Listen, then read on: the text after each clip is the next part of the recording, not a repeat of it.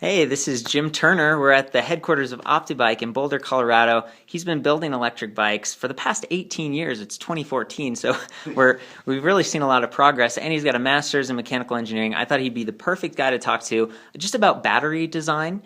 So Jim, it's for a while there were like these really heavy bikes with lead acid battery packs, right? And it didn't feel like they went as far, the energy density, all that. Now there's all these lithium battery packs, but there's different chemistry types, and I would just love to get a quick overview from you of what each type does and, what works best for an electric bike. Okay, that's a great question, Court. So back, you're right, years ago, actually the first Optibike, to give you an idea of how much things have changed, we had lead acid batteries. And they were a 37 volt battery, and it was 12 amp hours, and it weighed 36 pounds. Wow.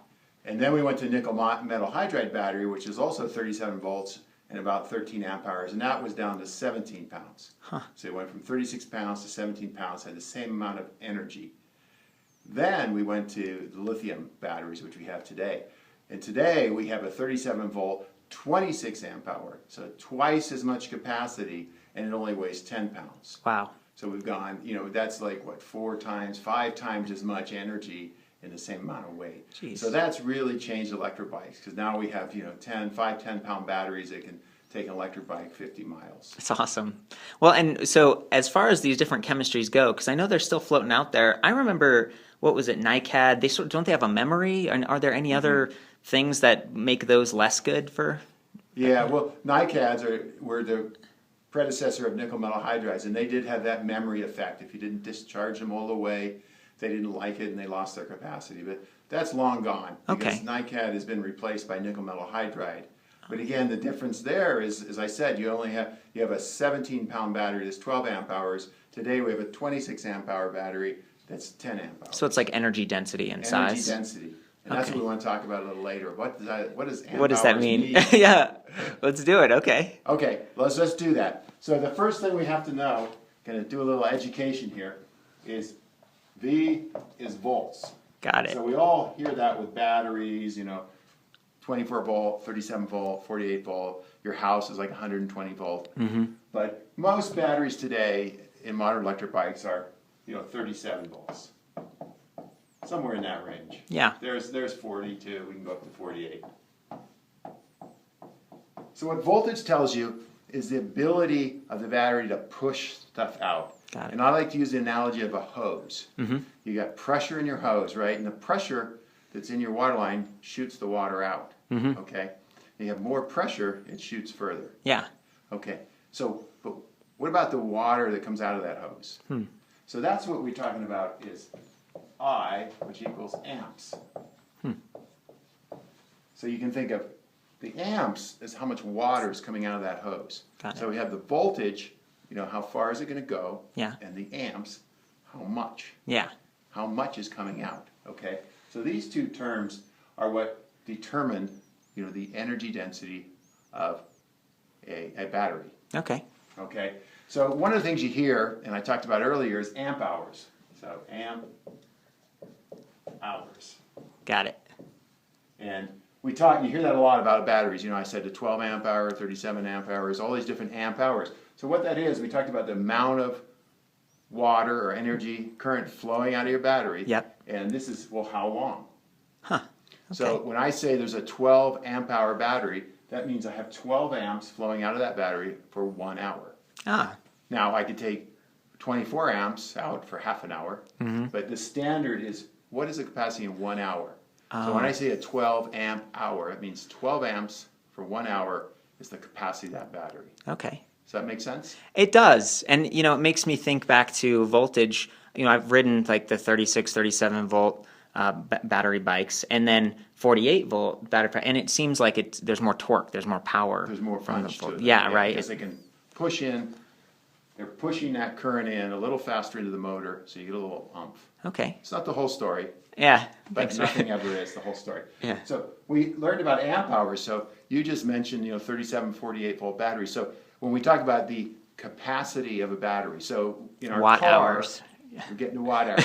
So in our car, we have a gas tank, right? And you have a 20-gallon tank or a 30-gallon tank or a 12-gallon tank. Yeah. And that's the capacity. So what's the capacity of a battery? Well, amp hours you hear a lot, but that isn't the whole story. Because if you have, say, let's say we have a 10 amp hour battery, and it has 10 amp hours, but if it's 37 volts or 48 volts, they have different amounts of total energy, which is watt hours. Yeah. So we go to watt hours. So when you're shopping for an electric bike, watt hours is really what you want to talk about, but most of us talk about amp hours. But you got to watch it, because if you have a 37 volt 10 amp hour battery, that's 370 watt hours. Yeah. A 48 volt 10 amp hour battery is 480 watt hours. That means that battery is going to go further. It has more energy. Got it. And it won't just necessarily push you harder for the same distance? Well, think about your gas tank again. If you have a 20-gallon tank and you're using so much gas, miles per gallon, and you have a 30-gallon tank, obviously the 30-gallon goes further. Yeah. But if you're going up a hill and your gas mileage drops, you don't go as far. So electric bikes are the same way. Got it. And that might be, the reason I ask is because, you get these larger riders, people who are 6 foot plus and weigh a couple 100 pounds, and it's like, I want a 48 volt bike.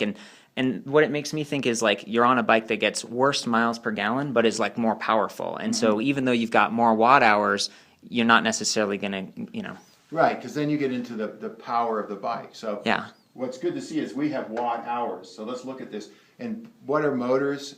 They're talked about in terms of watts, right? I got a 500 watt motor, 250 watt motor, 1,000 watt motor. Okay, so let's look at this. Say I have let me move over here, a 500 watt hour battery.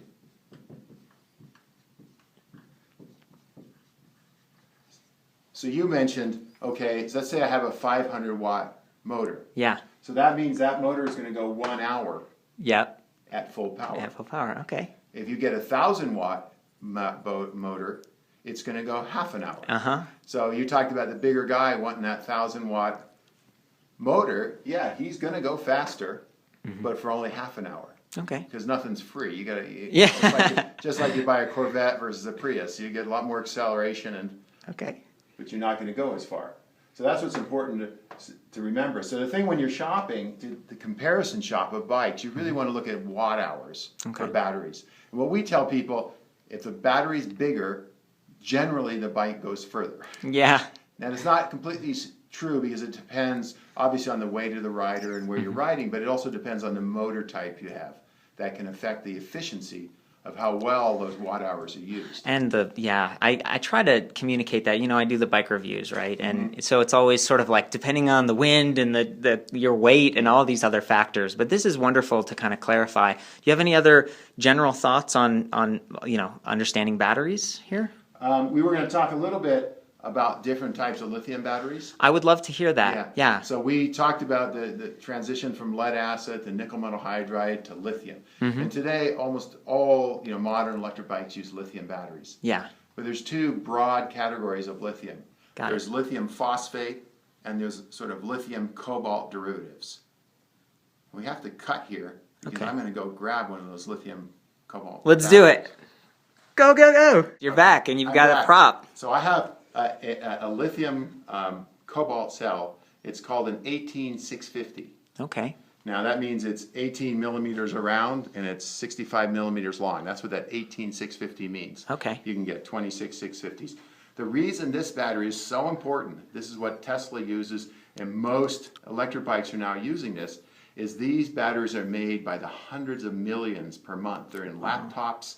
They're almost everywhere. So they're like almost a commodity you can get, like going down to the store and buying a AA battery. Yeah. In the lithium world, this is like that, Okay. a AA battery.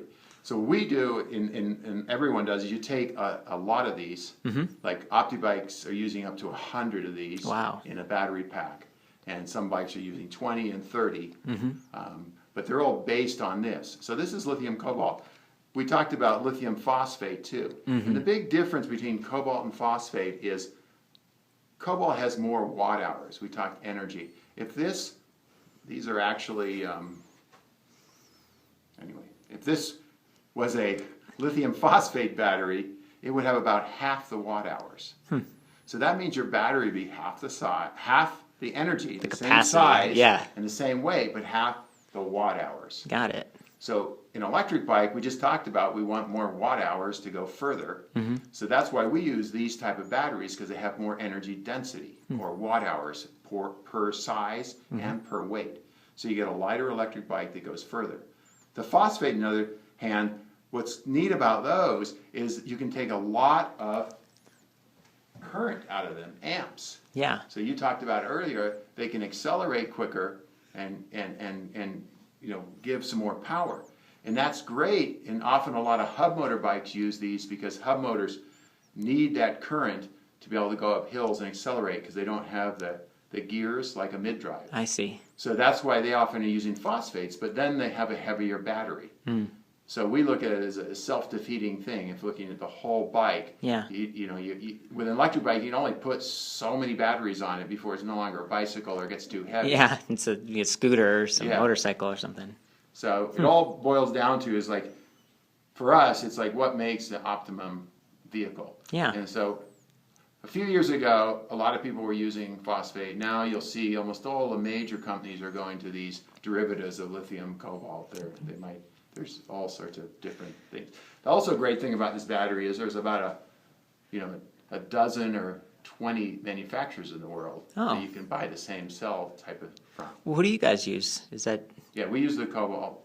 okay? type Oh, I battery was like thinking this. like the brand. If there's Well, we don't tell the brands. tell the brands. Okay, it's top secret Yeah, here. we test all our batteries and make sure they work well for what we Secret want to sauce. do. Secret sauce. We've gotten to look at a couple new things today, including this fancy bike over here. This is the Pioneer All Road. There's a review back on the site, and it uses those, right? It uses the same it's batteries. using these. That's awesome. Okay, so final question here about batteries. Do you have general advice about caring for them? Because someone spends a ton of money, you've got your bike, and Yeah. it's like, That's a good question. Thanks. So there's batteries. So they have a sweet spot Okay. in temperature range, right? They get too hot, they don't like it. We have to protect them. And if they get too cold, they start to lose their energy. Just like they start to shiver. I see. The electrons don't move as well, and you won't get as much range. Okay. So we recommend the sweet spot is about 60 degrees Fahrenheit. Okay. So if you store your battery or your bike in your house is best, especially for winter riding. Yeah. You want to ride it, and the battery's warm. And sometimes you'll find if you ride a lot in the winter and leave the bike outside, the battery will get cold, Yeah. and it actually will have less voltage. The voltage actually decreases, and you might have trouble riding it. Storage-wise with lithium batteries, same thing. If you want to store it long-term, you actually would freeze them. Yeah, that's what I was about to say. My mom always puts like batteries in the freezer. Exactly, because it's just like anything else. The electrons in here, they slow down and they don't decay because they're not doing anything. I see. If you store them at 100 degrees, the battery will actually degrade over time. Do they actually escape? Like, are they permeating the battery? No, you're more just degrading the cell. It's actually active, so you kind of, when it's in the freezer, it's asleep. Okay. and if you get it too hot, it gets active, so it's actually kind of eroding away internally. So a lithium battery, just by itself, if you leave it on the shelf, each year it might lose 2 or 3% of its capacity. It's just from aging effects. And then as you ride it, it's going to get used up slightly over time. Got it. And this is somebody they ask me a lot: is does it matter? If I don't discharge it all the way, do I have to discharge it all the way? And Yeah. unlike the NiCads we talked about earlier, lithium batteries actually, if you think this was a full charge, if you cycle them down around in here, they last a much longer. Right. Than if you take them all the way down to dead every time, it kind of strains them a little more. I thought so. It's like you running to exhaustion. Yeah. You take a little longer to recover. Your life won't be as great as it would be if you take them maybe down to 3/4 and stuff. And so it's a side topic, but I've heard a lot of people just really impressed. It's like, gosh, the Toyota Prius has been out for all these years. How does it last so long? And is that because it keeps It goes right in the middle here. it monitors it and Yeah. it's smart? Okay. And do your chargers, and do you think a lot of chargers are sort of smart about not overcharging? If someone left their bike charged plugged in for a week, is that bad? No, one thing that's great about lithium batteries is they are well protected. They all have a battery management system, or a BMS, Yeah. which is an electronic board that monitors every block of cell in there and makes sure they don't overcharge or undercharge, because that can be dangerous. Yeah. So you can leave them plugged in all the time, and you can't hurt them. Okay. They're actually more robust than the old nickel metal hydride batteries That's are. great. We're dispelling some myths here. Yeah. And you might get that phantom power draw where this is warm and you're sort of maybe wasting a little bit of electricity, but it's not necessarily going to hurt the battery. No, the chargers will be warm because they're using energy just to sit there, but the battery will have shut itself off when it's charged. Okay. And one more. So as far as keeping this for a long time, again, I love that, like, especially here on the Pioneer All-Road, you've got a battery that's removable. It means you can transport it easily. You take that, battery off, you put it inside, potentially, if you're storing the bike in the garage. But if let's say that you've got a cabin or something, you're not going to be riding the bike for a month or two. Do you want to leave the battery at like 80%, or do you want to top it off, or just leave it plugged in? Yeah, ideally they like to be about 50-60%. Okay. If you're going to leave them, but for 1 or 2 months, it's not going to make any difference. Okay. That's a big question. If you're going to leave your battery for a year, it's much better to take it down to half. That's what the batteries usually shipped at. The cells are left at a half. Yeah. When we receive them. Another big question people ask me, which I can't remember right now. Oh no, it's okay. It's about the half charge of batteries and what to do with them. Yeah, they ask about the discharge. Like, if I just leave my battery there, like for a year, will it be dead? Yeah. And every battery has self-discharge. As we mentioned, the cells do a little bit of discharging, and it's more if they get hotter. And there's also the battery management, or BMS, is taking a little bit of power to monitor those. Yeah. So depending on the BMS and the battery, that discharge can be, more or less over time. Yeah. But generally, on most electric bikes, you have several months. And again, it depends on the brand and the battery, that it's not going to be a problem. But we recommend to people, like, if you're going to leave it every 3 months, go plug it in, charge it up again. And when you say each one has a battery management system, you mean like inside that pack, not like each cell. Right, but it's each cell is being monitored By the BMS. by the BMS. But Okay. there's one BMS per pack. Okay, gosh, this has just been so helpful, Jim. Again, it's wonderful to share your knowledge like this, and I think we've all, and I know I've had several laptop batteries die because it's plugged in and I'm using it constantly. Electric bikes seem a little bit different than that because you charge it, you run it on its own. Well, it's interesting you brought up, Court, because one of the problems the laptops have is, if you've noticed, your laptop gets really warm Yeah, when it's running, and that battery is stuck right there, and it's heating, the laptop's heating it up, and people leave, most of the time their laptop's plugged in. yeah, And as I mentioned, batteries don't really like high temperatures. And they tend to be, because the processor is running and everything, they get hot. Interesting. Electric bikes actually have a much easier life, right? Because you ride them and they cool off. wind cooled, right? Yeah, Hopefully. even when you're done riding them. Yeah, You sitting know, it there. Because the laptop's being used every day. But even laptop batteries, most of us, several years, they're working. But electric bikes in general are even going to last longer. Like, you can get up to 5 years out of a battery. Okay. And then one other thing I want to talk about batteries is the watt hours. People ask me, well, how long will a battery last? Yeah, And it doesn't just, we talked about the capacity of this cell, right? The battery, every year, you're going to lose a little bit of this capacity. okay. And eventually it will just break down and have no capacity.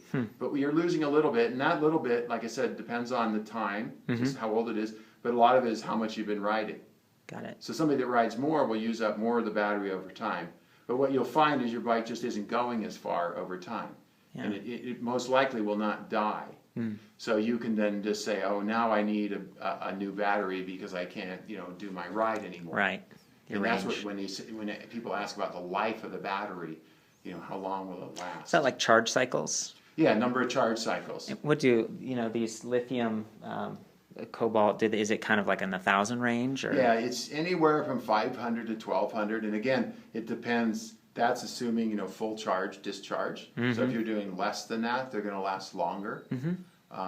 That's the Prius thing again. Yeah, it's great to know this because it doesn't take that much to kind of remember to plug your bike in. And I've heard people use the analogy of like a puppy, where it's like you don't want your puppy to get too cold or too hot, and you want to keep it fed. Yeah. But you don't want a fat puppy either. Right, that's a good analogy. And people, you think about 1,000 cycles is you ride it charge it every day for 3 years. It's a lot of riding in there. That is a lot. And you think of the gas you'd save in that time.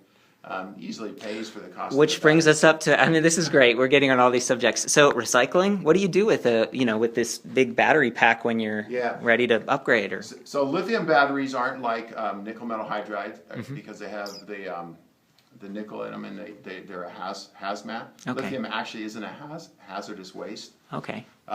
You should take them to a recycling center, and most bigger towns have recycling centers now where you would take like a laptop battery. Yeah. And you could take them to the same place. Okay. And that's what we do with ours. Boulder has a Charm Recycling, and they'll take the lithium batteries. That's awesome. We don't recommend throwing them away because the circuit boards, again, have stuff in them, and they're better off being recycled. Okay. Any last thoughts? No, I think that's everything on batteries, and I like to be able to do this because it's good to know this basics for when you're shopping for a bike. And as I said, when it all comes down to it, a bigger battery goes further, and that's, but to know about watt hours, and that makes you just better to shop for bikes. But the bottom line is, I think you mentioned, Court, is everybody's different. I can ride with other people, and we ride the same course, and they'll use more battery than I do somehow. They pedal a little less. They're maybe heavier. They have different muscle strength. So we always recommend, if you can, take a bike out and try where you want to ride. And it's hard to tell by the tests that people publish. This is wonderful. Thank you again, Jim. Thanks.